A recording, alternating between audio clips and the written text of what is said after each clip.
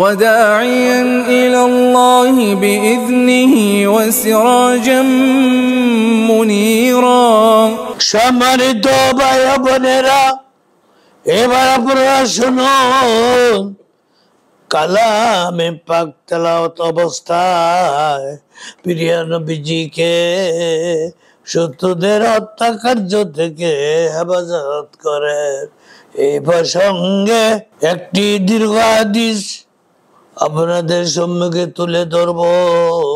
আর নবী আব্বাসি ফি কওলিহি আযজা ওয়া জাল্লা وجعلنا من بين أيديكم سدا ومن خلفكم سدا ياسين من الآيات قال وذلك أن أناسا من بين مخزوم تواضعوا بالنبي صلى الله عليه وسلم يقتلوه منهم أبو جهل والدي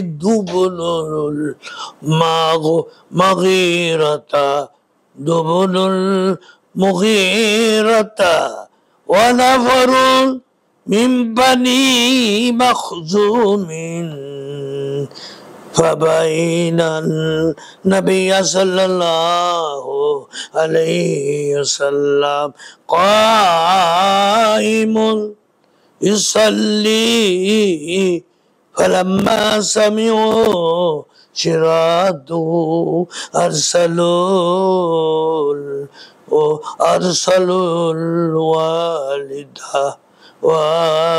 والديه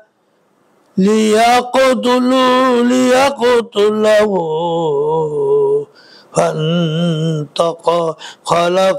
فانطلق حتى انتهى إلى المكان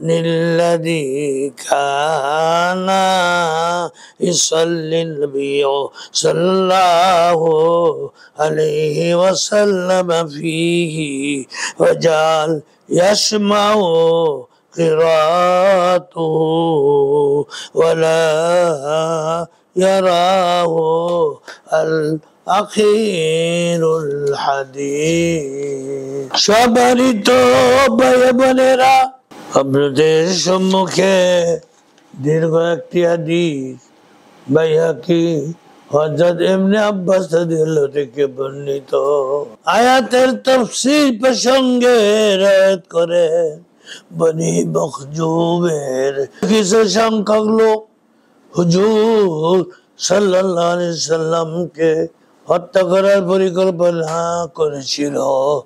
তাদের মধ্যে আবু জাহাল এবং ওয়ালিদ ইবনে মুগীরাও ছিল।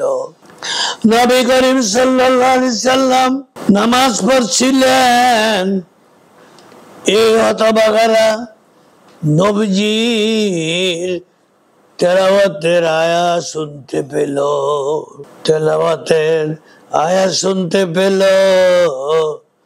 তারা ওয়ালিদকে হত্যাকার্য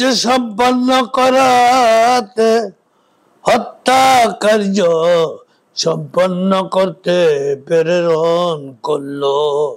ওয়ালিদ সে স্থানে এলো যেখানে নবীজি নামাজ পড়ছিলেন। সে নবীজির তেলাওয়াতের কালাম শুনছিল, কিন্তু তাকে দেখছিল না। সে ফিরে গেল, সঙ্গীদেরকে ঘটনা বলল। তারা সকলেই নবীজির নামাজ পড়ার জায়গায় এলো। তারা কালামে পাকের তেলাওয়াতের আওয়াজ শুনে অগ্রসর হলে আওয়াজ তাদের পিছন থেকে আসছে বলে মনে হলো। এই অবস্থা দেখে তারা ব্যর্থ হয়ে ফিরলো। এই সম্পর্কে আল্লাহ সুবহানাহু ওয়া তাআলা সূরা ইয়াসিনের 9 নম্বর আয়াত নাজিল করেন। বিসমিল্লাহির রহমানির রহিম। ইন্না জাআলনা ফি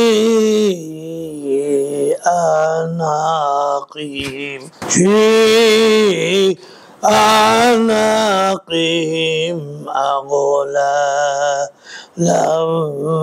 ফাহিয়া ইলাল আযকানি ফাহুম মুকমাউন।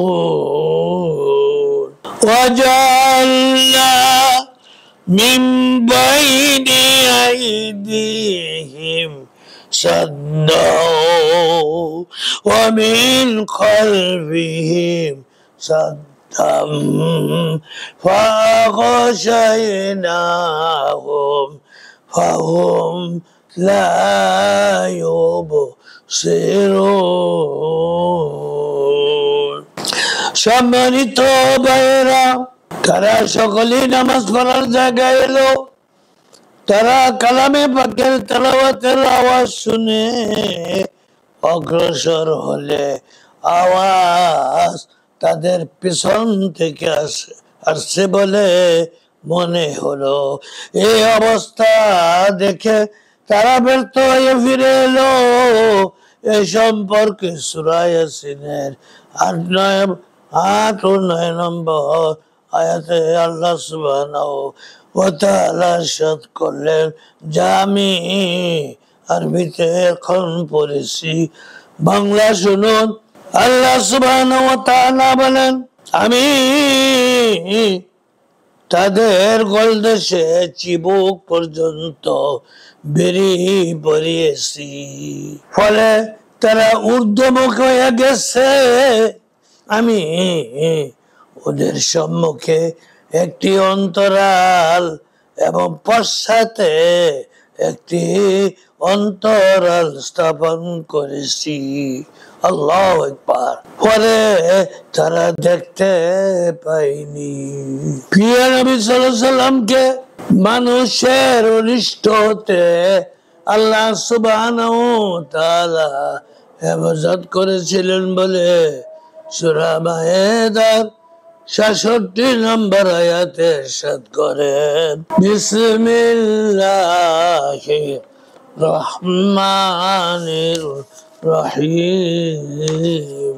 ইয়া আইয়ুহার রাসূলু বাল্লিগ মা উনজিলা ইলাইকা মির রাব্বিকা ওয়া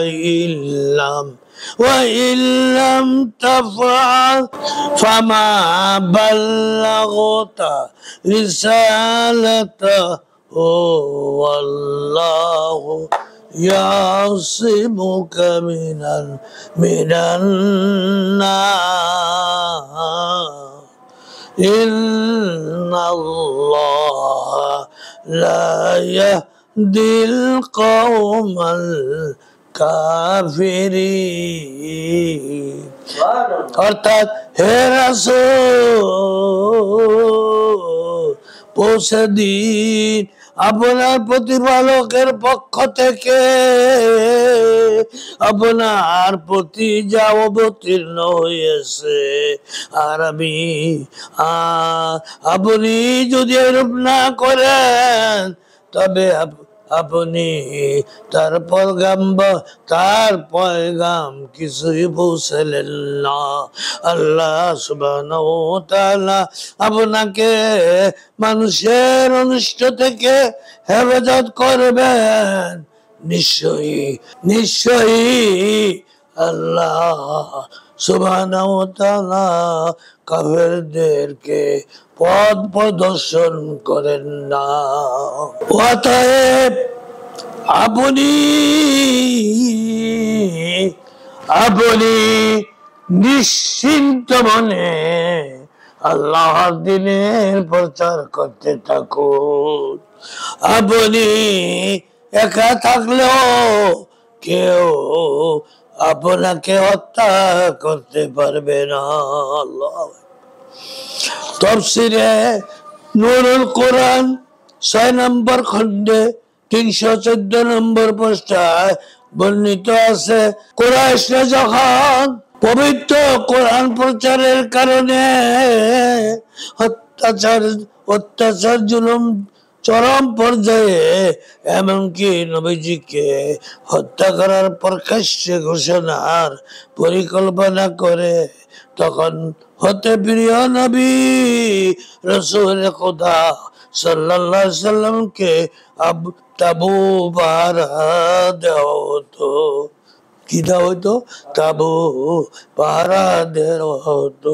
কিন্তু যখন উল্লেখিত আয়াত নাযিল হলো, তখন তিনি প্রহারের ব্যবস্থা তুলে দেন। তাবু থেকে মাথা মোবারক বের করে প্রহরারত সাহাবে কেরামকে ডাক দিলেন।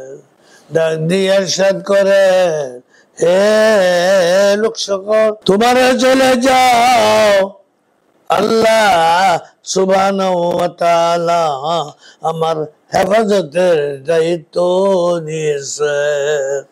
ওয়া আখিরু দাওয়ানা আনিল হামদুলিল্লাহি রাব্বিল আলামিন।